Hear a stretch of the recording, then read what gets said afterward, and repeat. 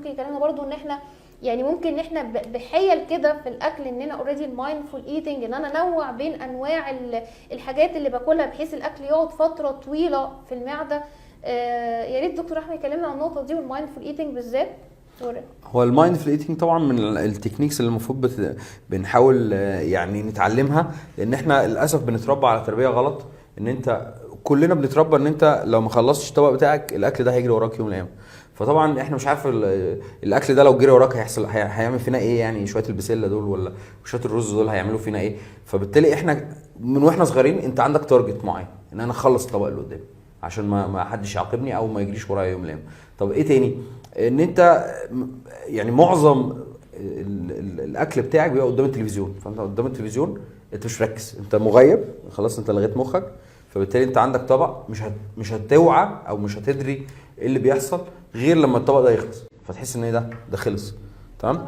بلس بقى ان في مشكله بقى احنا عندنا تانية، امهات المصريه طبعا بتدلع عيالها وعايز العيال كلبوس بقى وخدود وكده، فاحنا مش بقى الطبق خلص فاحنا خلاص كده الحمد لله، لا ده احنا جايبين الحله فاهم وحطينا قدامنا بحيث ان احنا ما ناخدش مشوار للمطبخ عشان ما نكسلش يعني. فالاكل قدامنا، فهتلاقي ايه مجرد انت قاعد قدام التلفزيون خلصت الاكل بتاعك غرفت تاني.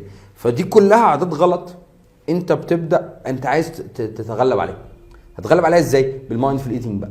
انا عايز اول حاجه ابدا استخدم ادوات اصغر، اطباق اصغر، ما اغرفش لنفسي كميات كبيره. طب ابدا كل شويه افكر نفسي اصلا هو انا جعان، انا شبعت، طب انا محتاج اكل ولا انا كده باكل تفاصيل. تمام. تاني حاجه ابدا افكر ان انا الاكل اللي انا باكله ده امضغه كذا مره، مش ان احنا مشكله عندنا عشان التلفزيون فبنزلط. يعني انت مفيش مرحله المضغ دي ما بقتش موجوده، انت ايه هوب هوب هوب هوب. وفي ناس بتبقى حاسس ان في تارجت، انت لو في تارجت ان انت تخلص الاكل ده في 5 دقايق. طب انا ابدا اتذوق الاكل، تمضغ الاكل كويس، لان انت بعد فتره لو انت مطول شويه في الاكل بعد فتره بتطلع بعض الهرمونات من جسمك او الافرازات، يعني الافرازات دي بتحسسك بالشبع. فبالتالي لو انا خدت وقت اكتر، لو انا خدت وقت مضغ اكتر، لو انا قللت كميات اللي انا بغرفها، لو انا قللت صغرت المعلقه. يعني في مطاعم هو الاكل كله مبني على الشوكه، ان انت بس المعلقه ايه انت بتغرف غرفه كده فايه بتجيب لك شويه حلوين، لكن الشوكه تطلع شويه رز وشويه رز تلاقيهم وقعوا من الجنب وشويه رز تلاقيهم وقعوا من الجنب تاني، فايه هتطلع عينك عشان تاكل. فده بيزود تركيزك للكميات بتاعتك، بيزود تركيزك للنوعيات الاكل بتاعتك، بيزود تركيزك لعمليه الشبع، هو انا شبعت ولا لا اصلا، مش ان انا التارجت بتاعي ان انا اخلص الطبق ده وخلاص.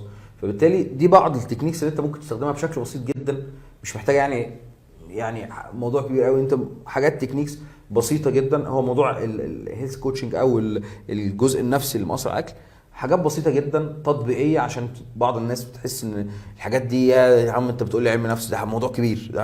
لا هو الفكره يا جماعه يعني احنا هناخد وقتنا شويه نتعلم الحاجات دي واحده واحده، حاجه هتمرن عليها ممكن اكون ما حسيتش بفرق زي ما قلنا، مش هتدور على ميزان ولا مقاسات. شوف انت الحاجه الايجابيه الجديده اللي انت اتعلمتها النهارده. لما بتعلم عاده جديده الاول بشوف ايه انا بعمل العاده دي بشكل غير واعي. طيب انا النهارده لا وعيت ان انا عندي بغلط الحاجه دي، فبشكل واعي هتصرف التصرف الصح. بعد كده اوتوماتيك هعمل التصرف ده، هاخد وقت شويه وده انجاز.